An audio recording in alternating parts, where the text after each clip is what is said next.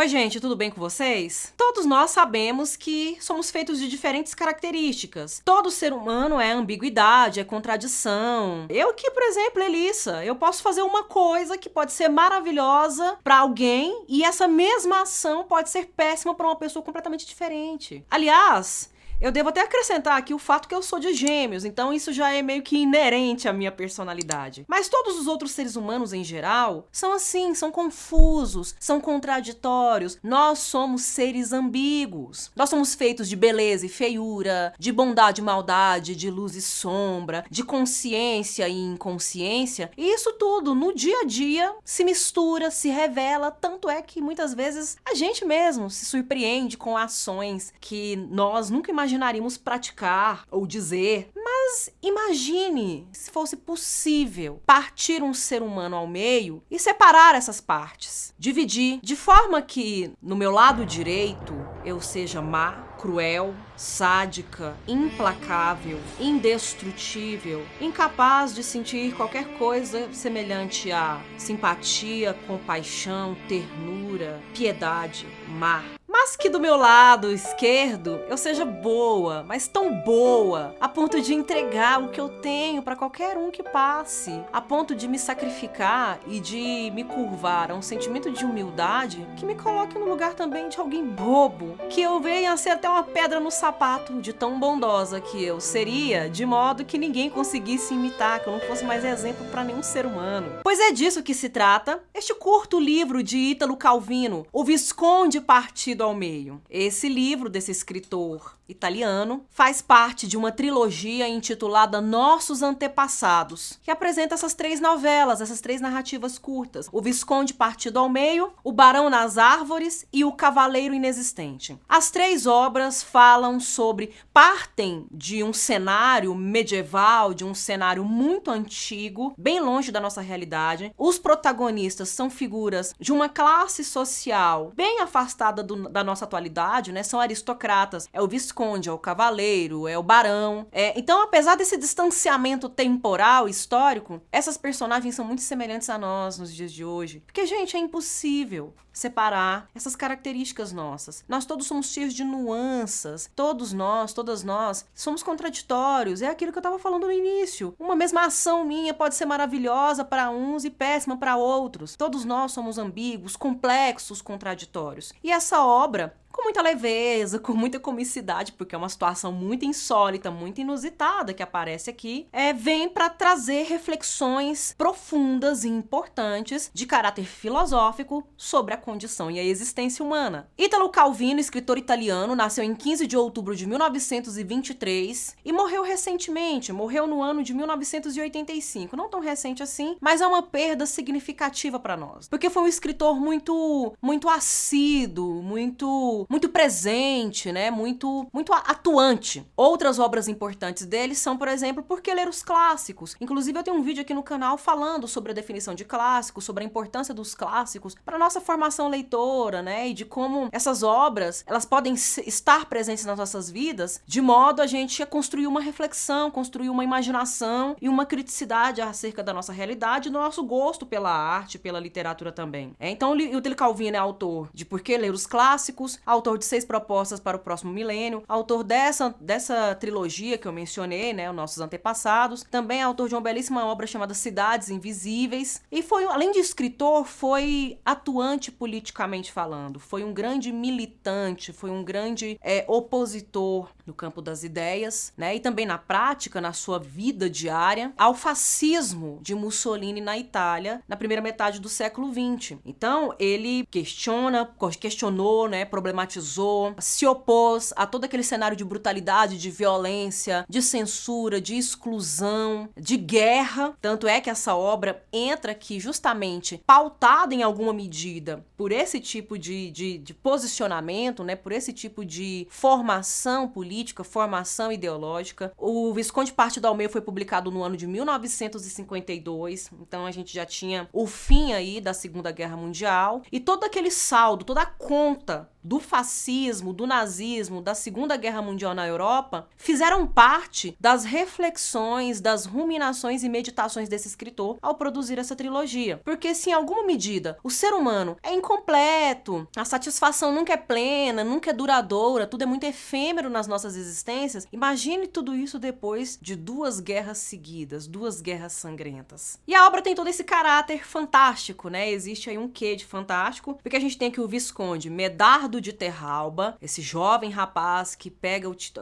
seu pai era o Visconde, ele passa o título para ele, o pai se abdica do título para passar pro filho fazer a atuação política necessária. E ele vai lutar na guerra dos cristãos contra os turcos. Só que nessa guerra, a princípio quando ele chega, o cenário é devastador. Cenário propício à morte, a trauma, pesadelo, é cenário de guerra, é cenário de peste, de epidemia que tá vindo por aí. É um cenário de muita morte, né? Um cenário muito tenebroso. E ele, com toda a sua ilusão, com todos os seus idealismos, decide entrar pro campo de batalha, mas é atingido por uma bala de canhão bem em cheio que o parte no meio. Ele é rachado no meio, a parte direita sobrevive e volta para Terralba, volta para sua terra e ali começa a perpetrar uma série de maldades, mata animais, racha tudo no meio para ficar esteticamente semelhante a ele, afronta a tudo e a todos, condena à forca pessoas inocentes, pessoas que poderiam ser punidas por outros motivos, né, de outras formas, de formas mais brandas, porque os crimes cometidos não tinham sido tão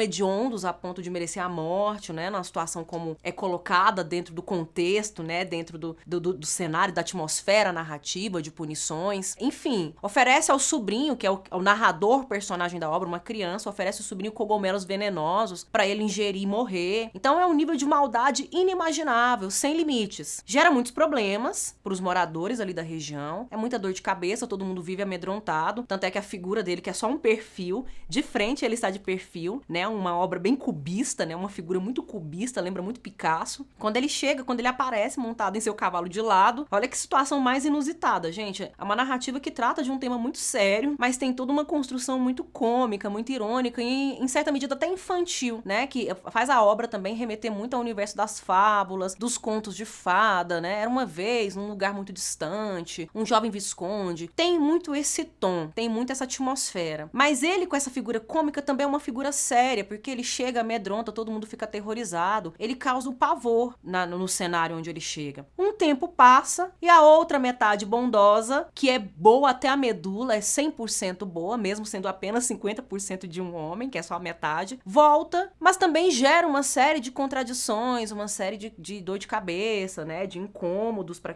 aqueles moradores ali. Até que o conflito atinge o seu clímax, quando essas duas partes de um mesmo homem se apaixonam pela mesma mulher. E aí nós temos, de fato, o grande embate, né? A grande luta pelo autoconhecimento, né? Digamos assim. Que é muitas vezes isso que a gente faz, né? Então essa narrativa tem todo um viés aí. Tem um viés político, tem um viés literário, né? No que diz respeito ao trabalho com a linguagem, a construção das imagens, a construção do enredo, de recorrer a elementos da fábula, dos contos de fadas, de se construir como uma narrativa fantástica, permeada de elementos insólitos. Tem questões de caráter filosófico sobre a existência humana, a insatisfação humana, mas também tem algo muito caro, muito precioso aqui, que foi fundamental para sustentar, em alguma medida, parte do século XX, depois de tantas atrocidades que aconteceram, que é o viés psicanalítico, né? O processo de autodescoberta, de autoconhecimento, é sempre um processo muito doloroso. Não é fácil quando a gente muitas vezes tem que abrir feridas e encontrar na origem daquelas feridas elementos, aspectos sombrios e incômodos, não só nas outras pessoas, mas muitas vezes em nós mesmos, né? Se defrontar com o espelho, revelando a verdade, revelando a faceta obscura, a faceta escondida de cada um de nós, não é um processo confortável, muitas vezes é um processo muito doloroso. Luta, desafio. E metaforicamente, né, alegoricamente, a gente tem esse processo aqui dentro dessa obra. Porque, na verdade, a parte boa e a parte má são metades de um mesmo homem, são metades de um mesmo indivíduo. O conde mau, o mesquinho, o visconde mau, né, o mesquinho, mesquinho, que é assim que ele é chamado, ele é o bondoso. E eles pensam da mesma forma, eles amam a mesma mulher, eles têm o mesmo sentimento pela mesma mulher, só que em essência um é bom e o outro é mau. E aí nesse sentido, essa obra vem muito a calhar pra gente pensar a nossa configuração no mundo atual e deixar pra trás certas concepções que muitas vezes atrasaram a evolução do pensamento, atrapalharam a evolução do pensamento, da humanização de todos nós. E, em alguma medida, fez parte disso o maniqueísmo. O maniqueísmo foi uma espécie de filosofia religiosa que interpretava o mundo sempre de uma maneira muito dúbia, muito dual, muito bipartida. O que é bom e o que é mal é mal. Tudo aquilo que é bom está na esfera do divino, representa o que é Deus, e aquilo que é mal está na esfera do diabólico, representa o que é o inferno, que é o Satã. E essas coisas não se misturam. Isso na perspectiva do maniqueísmo, né? As duas coisas não se misturam. Então, para o maniqueísmo, seria possível separar o joio do trigo. Mas a gente sabe que em pleno século XX, século XXI, isso não é possível. Uma pessoa que é 100% boa é uma pessoa incompleta. Ela não está se posicionando, não está aparecendo, não está se expondo, não está se expressando 100%. Porque as pessoas não são 100% boas ou 100% ruins. Elas são feitas de camadas, de nuances, de profundidade, que podem inclusive ser boas num contexto, mas péssimas em outros contextos. Então essa obra vem muito pra gente refletir, pra gente desconstruir essa ideia de que é possível separar uma coisa da outra, né? De que é possível separar o joio do trigo, de que é 8 ou 80, e não considerar as matizes, as gradações que cada ser humano possui. E aí, nesse sentido, duas coisas podem ser ditas sobre essa narrativa. A primeira é que ela realmente se insere numa contemporaneidade, numa modernidade em relação à existência, à natureza e à condição humana, porque ela não está falando de um mundo concebido pela lógica medieval ou pela lógica do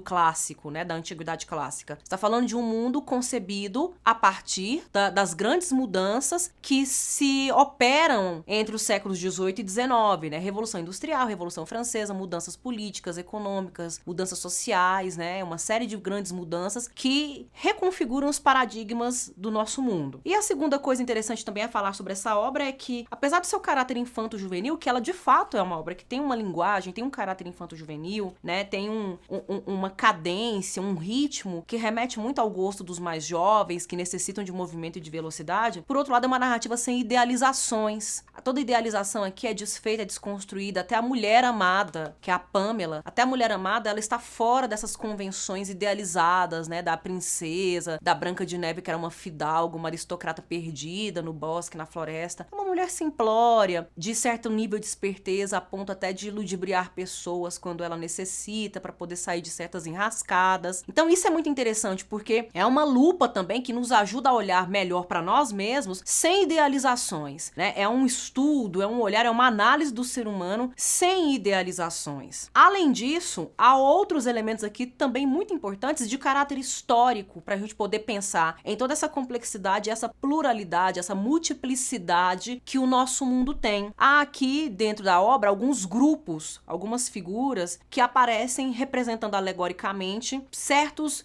ruídos dentro da nossa sociedade, certos ruídos dentro desse contexto, né, que ele constrói aqui, que é um contexto de mudanças em andamento, grandes mudanças em andamento, sobretudo mudanças de caráter religioso, porque é aqui, né, entre os séculos 15, 16, 17, que a gente tem os estopins, os acontecimentos para forjar, para permitir o surgimento de novas religiões e rebater todo aquele absolutismo que a igreja tinha durante a Idade Média, a Igreja Católica e por aí vai. Então a gente tem aqui, por exemplo, a figura dos huguenotes. Os huguenotes aqui dentro da obra, eles estão aparecendo aqui na região da Itália, mas os huguenotes originalmente eles vêm da França, são os primeiros protestantes franceses, são os primeiros, é o primeiro grupo religioso que começa a se organizar fora da lógica católica depois que começa a Reforma Protestante. E eles foram perseguidos durante muito tempo, tiveram que se refugiar em diferentes lugares, e aqui nós temos um grupo de refugiados huguenotes que vieram da França, que vive de forma marginalizada e que coloca em xeque, coloca em questão muitas idealizações de caráter religioso, inclusive. Outro grupo importante aqui é o grupo dos leprosos. Os leprosos que vivem isolados num momento, num contexto em que a lepra era tratada como maldição, como castigo, como pecado,